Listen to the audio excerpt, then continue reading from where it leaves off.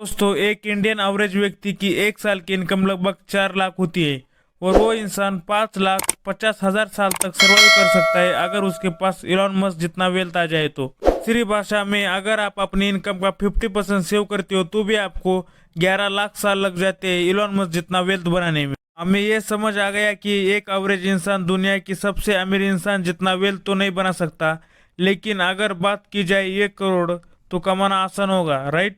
ये भी देख लेते हैं, अगर आप एक एवरेज इंजीनियर हो जो साल में लगभग 6 लाख रुपए कमाते हो तो लगभग 16 साल लग जाएंगे आपको 1 करोड़ रुपए कमाने में। एक एवरेज इंडियन टीचर को 277 साल और एक एवरेज वेटर जो रेस्टोरेंट में काम करता है उसे 500 साल लग जाएंगे 1 करोड़ रुपए सेव करने में। अगर आपका जॉब चला गया है तो आप कितने महीने कितने साल सर्वाइव कर पाएंगे, यही होती है ट्रू वेल्थ की डिफिनेशन जो बहुत लोग समझ नहीं पाते।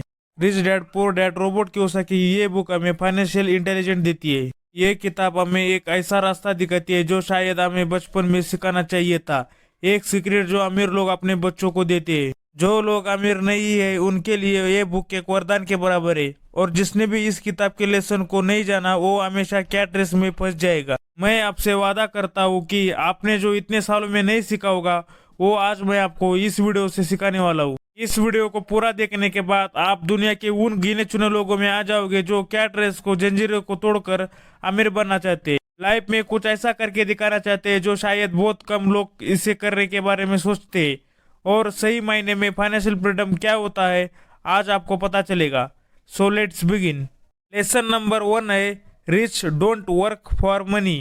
रोबोट कियोसाकी इस किताब में बोलते हैं कि अमीर लोग पैसों के लिए काम नहीं करते। अब ये सुनने में थोड़ा अजीब लगता है, क्यों? बचपन में हमें हमारे पेरेंट्स ने टीचर्स ने एक ही तो चीज सिखाई है, बेटा पढ़ाई अच्छे से करो, मार्क्स अच्छे नहीं आएंगे तो तुम्हें नौकरी कोई नहीं देगा। तुम पैसे कैसे कमाओगे? अगर तुम पैसा नहीं कमाओगे तो तुम्हारी जिंदगी बर्बाद हो जाएगी, हमेशा धक्के खाते रहोगे। हमारा बचपन यही सुनने में निकल गया कि बड़े होकर नौकरी करनी है और पैसे के लिए काम करना है।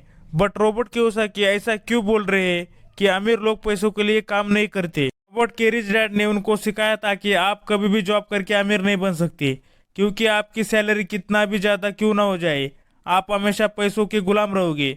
आप काम नहीं करोगे तो पैसे नहीं आएंगे, आप टाइम नहीं दोगे तो पैसा नहीं मिलेगा, आप छुट्टी मनाओगे तो तभी भी पैसा नहीं मिलेगा। रिच लोग कभी भी पैसों के लिए काम नहीं करते, बल्कि पैसा रिच लोगों के लिए काम करता है। रॉबर्ट जब 9 साल के थे तब उन्होंने कॉमिक बुक्स को किराए पर देना स्टार्ट किया, और जिससे उन्हें रेंट मिला करता था, जिससे रोबोट काम नहीं करते थे। बट उन्होंने कॉमिक किराए पर दे के रखी थी, जिससे उन्हें हमेशा पैसे मिलते रहते थे। रॉबर्ट बोलते हैं कि अगर आप कोई बिजनेस या सिस्टम क्रिएट कर देते हो जिसमें आप खुद मौजूद नहीं होते, तभी आपको पैसे मिलते रहते, तो वो ट्रू डेफिनेशन है फाइनेंशियल फ्रीडम की। बट अनफॉर्चुनेटली लोग इसका अपोजिट करते, वो दिन भर 8-8 घंटे काम करते, भागदौड़ करते, सुबह जल्दी उठते और ऑफिस के लिए रेडी होते, जल्दी जल्दी ब्रेकफास्ट करके बस या ट्रेन पकड़कर अपने ऑफिस के लिए चलते, और ऑफिस पहुंचने के बाद शाम के 5 बजने का वेट करते, जैसा कि उन्हें कोई जेल में बंद कर दिया हो। ट्रेस से लोग बाहर तो आना चाहते हैं, बट उनके बिल्स, उनके घर के कॉस्ट और उनके ईएमआई उनको बाहर नहीं आने देते, और उनका डर हमेशा कुछ नया करने से रोकता है, और वो कभी भी कंफर्ट जोन से बाहर नहीं आना चाहते, क्योंकि उनकी सोसाइटी, उनके पेरेंट्स, उनके टीचर्स ने उन्हें अच्छे मार्क्स कैसे लाना है ये तो सिखाया, बट कैसे अपने डर को खत्म करके रिच लोगों की तरह सोचना है ये कभी नहीं सिखाया। और इसी के कारण आम इंसान हमेशा पैसों के लिए काम करता चला जाता है। लेसन नंबर 2 है फाइनेंशियल लिटरेसी। तो अगर आप ये सोच रहे हो कि आपका स्कूल या कॉलेज आपको अमीर बनाने वाला है तो आप गलत फहमी में हो। स्कूल एजुकेशन जरूरी है, मैं ये मानता हूँ, बट स्कूल या कॉलेज का प्राइमरी गोल होता है आपको एक अच्छा एम्प्लॉय बनाना। स्कूल कभी भी आपको बिजनेसमैन या ऑनर नहीं बना सकता। जैसे कि कैसे हमें फाइनेंस को मैनेज करना है, अमीर कैसे बनना है, अमीर बनने का सही रास्ता क्या है, फाइनेंशियल एजुकेशन के बारे में हमें स्कूल या कॉलेज कभी भी नहीं सिखाता। रॉबर्ट के रिच डैड हमेशा बोलते it's not how much money you make, it's how much money you keep. यानी कि ये फर्क नहीं पड़ता है कि आप कितना पैसा कमाते हो, जबकि इससे फर्क पड़ता है कि आप कितना पैसा आपके पास रखते हो और उन्हें इन्वेस्ट करते हो। बोलते वो कई ऐसे लोगों से मिलते हैं कि जो एक टाइम पर मिलियनेयर थे, बट फाइनेंशियल एजुकेशन ना होने की वजह से वो वापस से सब लौटा कर गरीब हो गए। रॉबर्ट कियोसाकी का मतलब है कि दुनिया में तीन तरह के लोग होते हैं, पुअर, मिडिल क्लास और रिच। इन तीनों को पैसों को लेकर नजरिया अलग अलग होता है। चलिए इस चार्ट से इनके कैश फ्लो को समझने की कोशिश करते हैं। कैश फ्लो का मतलब इनके पैसे कैसे आते हैं और कैसे ये अपने पैसों को स्पेंड करते हैं। सबसे पहले आता है पुअर क्लास। जो लोग पुअर कैटेगरी में आते हैं, इनकी इनकम बहुत कम होती है, तो इनकी सारी इनकम रेंट में, फूड में, ऐसी बेसिक चीजों में निकल जाती है। और ये लोग केवल अपने सैलरी पे ही जीते, और ये लोग कमाते इतने कि मुश्किल से इनके खर्चे निकल पाते, और ये केवल सर्वाइव करने के लिए जीते, और उनके पास कोई भी एसेट्स नहीं होते। कैटेगरी में लोग आते हैं मिडिल क्लास। इन लोगों की सैलरी का मोस्टली हिस्सा इनका रेंट, कार, घर की ईएमआई में निकल जाता है। ये दुनिया को दिखाने के लिए क्रेडिट कार्ड और शॉपिंग इस तरह के डेब्ट में फंस जाते हैं, और जो थोड़ी बच्ची कुछ सेविंग्स होती है ये उन्हें एफडीज में रख देते हैं। इनके भी कर्जे में डूब रहने का मेन रीजन इनको फाइनेंशियल एजुकेशन का नॉलेज ना होना होता है। तीसरी कैटेगरी में लोग आते हैं रिच। इन लोगों की मोस्टली इनकम इनके एसेट से होती है, जैसे कोई प्रॉपर्टी लेकर उसे रेंट पे दे देना, कोई बिजनेस अक्वायर करना, या फिर स्टॉक में पैसे इन्वेस्ट कर देना, जिससे इन्हें रेगुलर इनकम होती रहती है और इनके बिना भी इनका काम चलता रहता है, और ये अमीर पे अमीर होते चले जाते हैं। रॉबर्ट बोलते हैं कि अगर आप बाकी लोगों की तरह काम करोगे तो आप हमेशा कैट रेस में फंसे रहोगे, और मेनली आप दो लोगों के लिए काम करोगे। पहला, आप उस कंपनी के लिए काम करोगे जो आपको सैलरी देती है, और उससे उस कंपनी के ओनर को और अमीर बनाते रहते हो। और दूसरा, अगर आपके ऊपर डेप्ट है तो आप बैंक के लिए काम करते रहते हो, और बैंक अमीर होता जाता है। तो अगर आपको कैट रेस से बाहर आना है तो आपको असेट्स और लायबिलिटी के फर्क को समझना पड़ेगा। हमेशा उसी चीज को अक्वायर करने की कोशिश करो जो आपको जेब में पैसे ला कर देती है, ना कि आपके जेब से पैसे निकाल लेती है। लेसन नंबर 3 है ओवरकमिंग फेयर। रॉबर्ट बोलते हैं कि मैं आज तक ऐसे किसी भी इंसान से नहीं मिला जिसे पैसा खोना पसंद हो, ना ही ऐसे अमीर इंसान से मिला हो जिसने अभी तक पैसा नहीं खोया हो। बट मैं ऐसे बहुत से लोगों से मिला हूँ जिन्होंने आज तक कहीं पर भी इन्वेस्ट नहीं किया है, क्योंकि उन्हें डर होता है, वो है पैसे खोने का डर। यहाँ तक कि हर अमीर इंसान को पैसे खोने का डर होता है।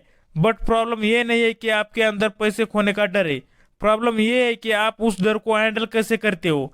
और अमीर और गरीब इंसान में यही फर्क होता है कि वो उस डर को कैसे हैंडल करता है। रॉबर्ट बोलते हैं कि अब आप 20 की एज में हो तो आप ज्यादा इजीली अमीर बन सकते हो, बट आप 30 की एज में हो तो आपके ऊपर काफी रिस्पॉन्सिबिलिटी होती है, आप ज्यादा रिस्क नहीं ले सकते हो। और रॉबर्ट अपने पोर डैड का एग्जांपल देते हुए बताते हैं कि इस डर के कारण उनके पोर डैड ने कभी कुछ नहीं किया और हमेशा पैसों के टॉपिक को अवॉइड किया है।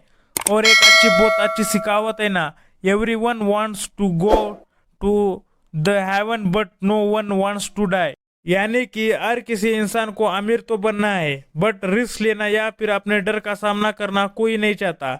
इसलिए हम ज्यादातर टाइम पैसों के टॉपिक को अवॉइड करते और कभी इन्वेस्ट नहीं करते, क्योंकि हमें उसे खोने का डर है। अगर आप फेल्यूर का सामना नहीं करोगे तो सक्सेस कैसे होगे। लेसन नंबर 4 है everything is not risky. Robert बोलते हैं कि लोग अक्सर जो चाहते हैं वो हासिल नहीं कर पाते। क्यों? क्योंकि उन्हें लगता है कि लाइफ में एवरीथिंग इज रिस्की। लोगों को लगता है कि हमें बस एक ऐसी जॉब करनी है जिसमें हम सिक्योर रहे, कहीं हम अमीर बनने के चक्कर में हम सब कुछ लूटा करना बैठे और इस जॉब सिक्योर के चक्कर में कोई एक्शन नहीं लेते। रॉबर्ट के रिच डैड बोलते हैं कि अगर तुम अमीर बनना चाहते हो तो तुम अभी जो सोचते हो, तुम्हारी जो भी थिंकिंग है, तुम्हें उसका एग्जैक्ट अपोजिट सोचना होगा, अपनी सोच बदलनी होगी। रिच डैड बोलते थे कि तुम जॉब सिक्योर के बारे में सोचते रहोगे तो तुम लाइफ टाइम हार्ड वर्क ही करते रहोगे, इसे तुम नहीं बल्कि तुम्हारा बॉस अमीर होता जाएगा। अगर तुम अपना बिजनेस बिल्ड करना स्टार्ट कर देते हो तो हो सकता है स्टार्ट में तुम्हें परेशानियों का सामना करना पड़े, लेकिन बाद में तुम्हें काम करना नहीं पड़ेगा और तभी भी तुम पैसे कमाते रहोगे। जब बचपन में रिच डैड ने ये लेसन जब रॉबर्ट को बताया था तो रॉबर्ट का ये सवाल था कि ऐसा करना रिस्की नहीं होगा क्या। इस पर रिच डैड बोलते हैं कि तुम्हारे पेरेंट्स पैसे बचाने के लिए क्या करते हैं। रॉबर्ट बोलते हैं कि वो डिस्काउंट का वेट करते हैं और जब डिस्काउंट होती है तो नए कपड़े, नए जूते, ये सारी चीजें वो ले आते हैं।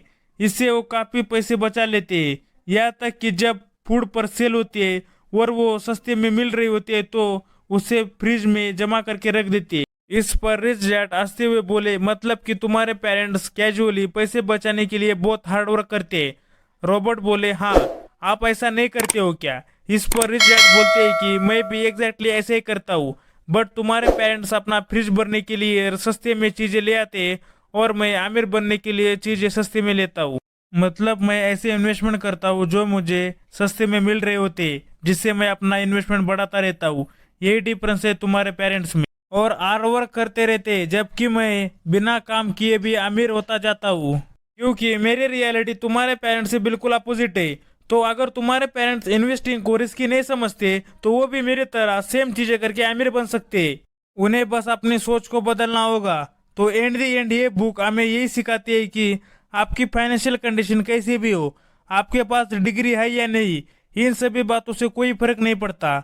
आपको बस इन कुछ प्रिंसिपल को फॉलो करना है। अपने डर को खत्म करके कैट रेस से बाहर निकलकर वो करके दिखाना है जो मोस्टली लोग सोचने से भी डरते। फिर उसके बाद आपको आमिर बनने से कोई नहीं रोक सकेगा। तो दोस्तों, आई होप आपको ये वीडियो पसंद आया होगा और इस वीडियो से जरूर कुछ ना कुछ सीखने को मिला होगा। अगर आपको ये वीडियो पसंद आया होगा तो इसे लाइक करो और अपने फ्रेंड्स को शेयर करो। और आप इसी तरह के वीडियो देखना चाहते हो तो हमारे चैनल को सब्सक्राइब जरूर करना। मैं इस तरह के वीडियोस लाता रहता हूँ। अगर आप किसी भी बुक या टॉपिक पर वीडियो देखना चाहते हो तो कमेंट करके जरूर बताना। मैं उस पर वीडियो बनाने की कोशिश जरूर करूंगा।